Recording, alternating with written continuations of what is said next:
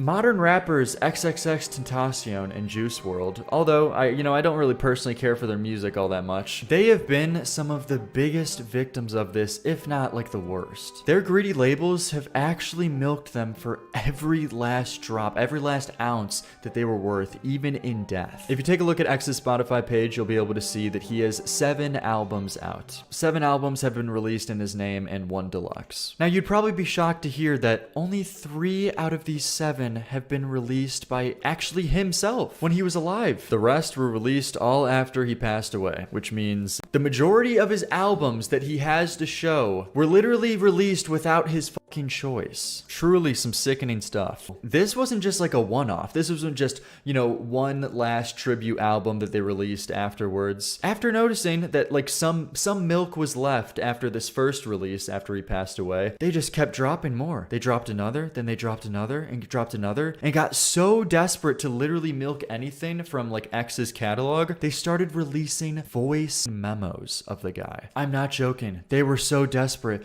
to just get any stream in any possible way that they were releasing voice memos.